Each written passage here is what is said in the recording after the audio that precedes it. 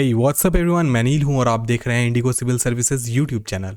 ये जो हमारी सीरीज चल रही है बिहार स्पेशल 1000 क्वेश्चंस की, यह उसका 7वां दिन है।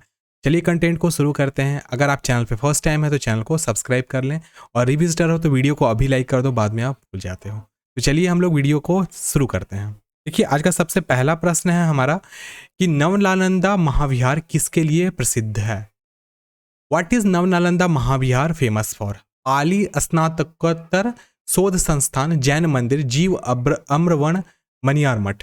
पाली post graduate research institute, Jain temple, जीव अमरावन, मनियार मठ। तो इसका जो जवाब होगा वो होगा पाली पोस्ट ग्रेजुएट रिसर्च इंस्टीट्यूट। आपको पता होना चाहिए नालंदा तो एक्चुअली फेमस है हमारा किस चीज़ के लिए, एजुकेशन के लिए फ्रॉम द पास्ट, लेकिन अभी के टाइम में नव नालंदा महाविहार बनाया गया है बस पाली स्नातकोत्तर शोध संस्थान के लिए। और यहाँ पर हिंदुस्तान से ही नहीं बल्कि अलग अलग दूसरे कंट्री से भी लोग आते हैं यहाँ पर पढ़ने के लिए।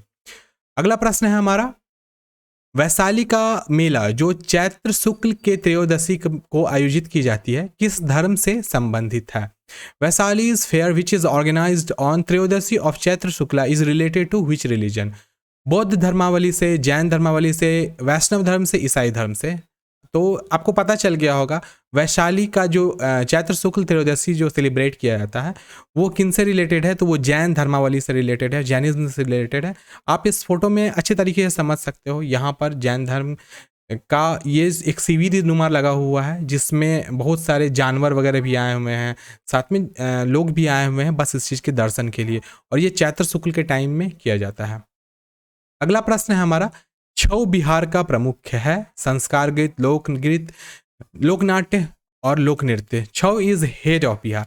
हेड नहीं, यहाँ पे कह सकते हैं इंपॉर्टेंट ऑफ बिहार, मतलब ये छऊ क्या चीज़ है बिहार का जो कि मोस्ट इंपॉर्टेंट है। तो संस्कार गीत है, फोक गीत है, लोक नृत्य है या फिर फोक डांस है, लोकनाट्य या फोक डांस है। तो बता देता हूँ, छऊ है यह बिहार का एक मोस्ट इंपॉर्टेंट लोक नृत्य है और इसको बिहार के अन्य अन्य प्रदेशों में समय समय पर किया जाता है। मैक्सिमम ये दुर्गा पूजा के टाइम में किया जाता है और इसमें यह एक प्रकार से देखा जाए तो यह युद्ध से रिलेटेड भी है। इसके बारे में आगे मैं आपको बता रहा हूँ।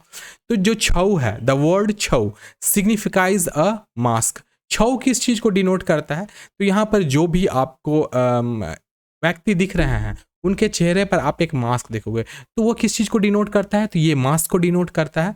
ओरिजिनली अ वॉर डांस, और एक तरीके से देखा जाए तो यह युद्ध नृत्य है। ये क्या है, युद्ध नृत्य है। टू परफेक्ट फाइटिंग टेक्निक्स, और ये इसलिए सेलिब्रेट किया जाता है कि इसमें लोग फाइटिंग टेक्निक को परफेक्ट कर सके, अच्छा कर सकें।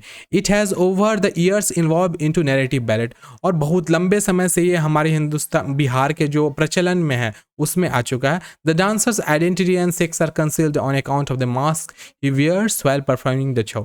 और छऊ में जब भी छऊ नृत्य को पेश किया जाता है उस समय में एक चीज़ की ध्यान रखी जाती है कि उसमें महिला या पुरुष कौन उस नृत्य को कर रहे हैं इस चीज़ को नहीं बताया जाता। और वो कैसे नहीं बताया जाता है कि वहाँ पर जो भी परफॉर्मर होता है वो अपने चेहरे पर मास्क लगा के रखता है। अगला प्रश्न है हमारा, सामा चकवा बिहार का प्रचलित है लोक नृत्य के रूप में, लोकनाट्य के रूप में, चित्रकला के रूप में, लोकगीत के रूप में। अगर आप बिहार के होंगे तो इसका जवाब आप बहुत आसानी से दे सकते हो। Sama Chakeva is prevalent in Bihar state folk dance, लोक नृत्य, पेंटिंग या फोक सॉन्ग। तो सामा चकवा क्या है, तो लोक नाट्य है, ध्यान रखिएगा इसके बारे में। इसके बारे में कुछ और एक्सप्लेनेशन है, ध्यान रखते हैं कब इस चीज़ को हम लोग सेलिब्रेट करते हैं। छठ महापर्व के प्रातःकालीन अर्घ के बाद मिथिलांचल के प्रसिद्ध पर्व सामा चकवा की शुरुआत हो जाती है। तो छठ का एक तो शाम का अर्घ होता है और एक होता है अगले दिन में सुबह का अर्घ। तो सुबह अर्घ के दिन से ही शुरुआत हो जाती है छठ ये फेस्टिवल सामा चकवा की। वैसे मैं आपको बता देता हूँ, यह जो टाइम होता है अक्टूबर का और सितंबर, अक्टूबर, नवंबर, इस टाइम में हमारे हिंदू धर्म में बहुत सारे फेस्टिवल्स हैं जो एक के बाद दूसरा आता चलता है। दुर्गा पूजा, छठ, दिवाली, सामा चकवा, बहुत सारे ऐसे फेस्टिवल्स हैं जो हम बिहारी लोग सेलिब्रेट करते हैं। तो इसके बारे में और भी कहा गया है, यह लोक पर्व भाई बहन के अटूट प्रेम का प्रतीक माना जाता है। तो ये ब्रदर एंड सिस्टर का फेस्टिवल है, जस्ट लाइक राखी। इसमें बहनें 7 दिन तक रोज सामा चौकवा चुगला आदि की मूर्ति बनाकर उन्हें पूजती है। तो अगर आप बिहार से होगे और वो भी किस एरिया में, मिथिलांचल के होगे, तो आपको पता होगा कितना फेस्टिवल ये बहुत ही खूबसूरत होता है। इसमें बहुत अच्छे तरीके से इस प्रकार के चुगला चुगली को बनाया जाता है और उसके मतलब प्रतिमाओं को जा कर के छोटे मोटे जो तालाब होते हैं उसमें या पौंड होते हैं या नदी में उसे जा कर के भंसा भी दिया जाता है और हर दिन गीतनाद भी किया जाता है और इसे खास तौर पर मिथिलांचल क्षेत्र में ही धूमधाम से मनाया जाता है। देखो बिहार के हर प्रदेश में ये उतना ज़्यादा फेमस नहीं है, लेकिन बिहार में देखा जाए मिथिलांचल में एक्सेसिव फेमस है। अगला प्रश्न है हमारा कि मैथिली भाषा के प्रमुख कवि कौन थे? योगेश, ईशान, विद्यापति या दिनकर? तो आप चेहरा से पहचान सकते हो इनको। Who was the main poet of Maithili language? Yogesh, Ishan, Vidyapati या दिनकर? तो इसका जवाब होगा विद्यापति। ध्यान रखिएगा विद्यापति। इनके नाम पर एक नगर भी है विद्यापति नगर, जो कि समस्तीपुर से बहुत ही नजदीक में है। अगला प्रश्न है बिहार राज्य के प्रमुख प्रचलित भाषाओं में आप किसे शामिल नहीं कर सकते हैं? ध्यान रखिएगा इस प्रश्न को, यहां लिखा हुआ है नहीं कर सकते हैं। सबसे पहला अवधी, मगधी, भोजपुरी या मैथिली। इंग्लिश वर्जन है which one cannot be included in the main popular language of Bihar state? Awadhi, Magadhi, Bhojpuri या मैथिली? तो इसका जवाब होगा अवधी। ध्यान रखिएगा अवधी भाषा बिहार की भाषा नहीं है। अवधि कहाँ है से आई है तो मैं इसको बता देता हूँ। तो ये लैंग्वेज ट्री आप देख सकते हो यहाँ पर मैंने बनाया है। इंडो यूरोपियन लैंग्वेज का इंडो ईरानियन उससे जन्म हुआ और उससे इंडो आर्यंस का, और इंडो आर्यंस का जो ईस्टर्न जोन वाले थे उसी में अवधी भाषा को बोला जाता है। तो हम लोग ईस्टर्न जोन में नहीं है। यह एक्चुअली देखा जाए अवधी जो आएगी वो ईस्टर्न मतलब कि उत्तर प्रदेश के कुछ प्रांत में बोली जाती है, बिहार में नहीं बोली जाती है। बिहार में भोजपुरी, बज्जिका, मगही, मैथिली, अंगिका और सुरजापुरी ही बोली जाती है। आगे का प्रश्न है हमारा बिहार राज्य के आर्य मुंडा परिवार की भाषाएं प्रचलित हैं, निम्न में से कौन आर्य परिवार की भाषा नहीं है? Maithili, Bajjika, Angika, Bhojpuri. The language of Arya Munda family are prevalent in state of Bihar, which of the following is not the language of Aryan family? तो पता आपको हो जाना चाहिए यहाँ पर, इसका जवाब होगा अंगिका। ध्यान रखिएगा कहा गया है कि अंगिका कौन कौन से प्रदेश में बोला जाता है बिहार के और झारखंड के। मैं इन चीज़ों को अभी क्लियर करता हूँ, बाद में आपको प्रॉब्लम नहीं होगा। तो जो ये येलो वाला आप देख लेना, ये जो ऑरेंज कलर का है ये बिहार के एरिया को डिनोट करता है, और ये जो आप स्काई ब्लू इस कलर देख रहे हो ये हमारे झारखंड के एरिया को डिनोट करता है। तो बिहार में अंगिका कहाँ कहाँ बोली जाती है तो हम लोग देख लेते हैं। सबसे पहले ये ईस्टर्न पार्ट, सॉरी ये हमारा हो गया, हाँ ईस्टर्न पार्ट हो गया हमारा भागलपुर, मुंगेर, लखीसराय, शेखपुरा, जमुई, बांका। यह जो प्रांत है यहाँ पर अंगिका बोली जाती है। और नीचे हमारा झारखंड में आता है साहेबगंज, गोड्डा, पाकुर, दुमका, देवघर और जामताड़ा। तो these are the place only where Angika is well spoken, ज़्यादा यूज़ की जाती है वहाँ के लोगों के द्वारा। अगला प्रश्न है हमारा मगधी भाषा निम्नलिखित में से किन किन जिलों में बोली जाती है? देखो बहुत इंपॉर्टेंट है किन किन जिलों में, ये क्वेश्चन भी कितनी बार देखा गया है, आया है। In which of the following district Magadhi भाषा is spoken? Gaya and Patna, Champaran and Sheohar, Sheohar and Saran, Darbhanga and Bhagalpur.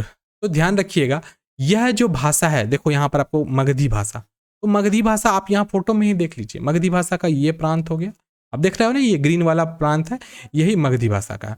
तो देखिए कुछ ऐसे ये इंपॉर्टेंट, इसके अंदर जो भी डिस्ट्रिक्ट्स आएंगे वो तो कंप्लीटली बोलते ही हैं, लेकिन बॉर्डर का भी कुछ प्रांत देखा गया है उस भाषा का इस्तेमाल करता है। लेकिन मगधी भाषा जो इंपॉर्टेंट है वो किसके किसके कहाँ कहाँ बोले जाते हैं, तो वो गया और पटना। आप देख सकते हो ये जो पार्ट हुआ, ये वाला पार्ट, ये गया और पटना का पार्ट है, और यहाँ पे ही मगधी भाषा बोली जाती है। और आप देख सकते हैं कि मगधी भाषा और कहाँ कहाँ बोली जाती है। तो अगर इस मैप को हम लोग डायरेक्ट इस पर हम लोग स्विच कर लेंगे तो ये जो प्रांत है हमारा, मैं इसको कलर चेंज करके बता देता हूँ कि आपको समझ में आए। तो ये औरंगाबाद, अरवल, जहानाबाद, पटना, नालंदा और साथ साथ शेखपुरा, नवादा, गया, यह जो प्रांत हो गया ये हमारा प्रांत ज़्यादा बोलता है मगधी भाषा।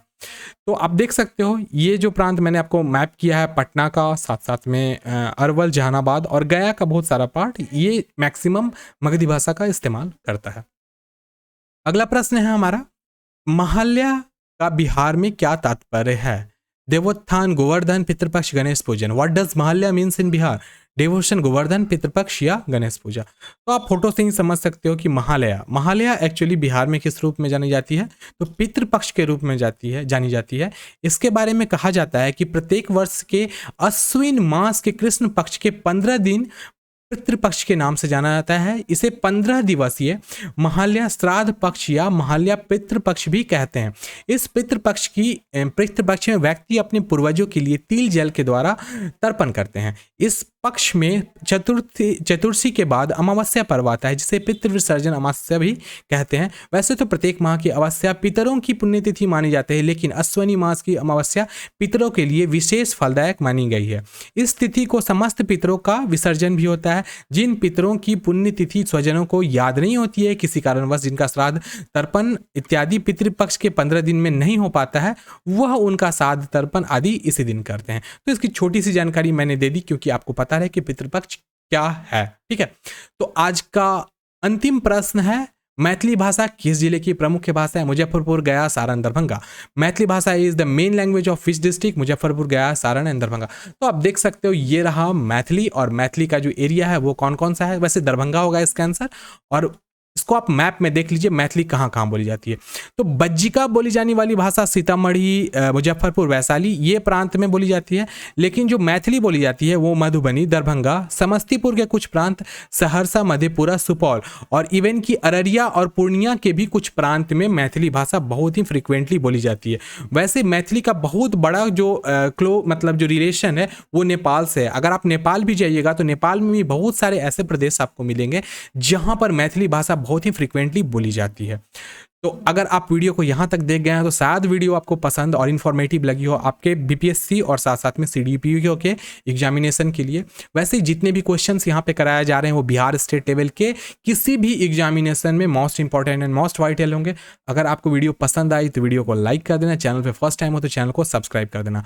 अगले दिन हम लोग इसी कंटेंट को कंटिन्यू करते हुए आगे की ओर चलेंगे।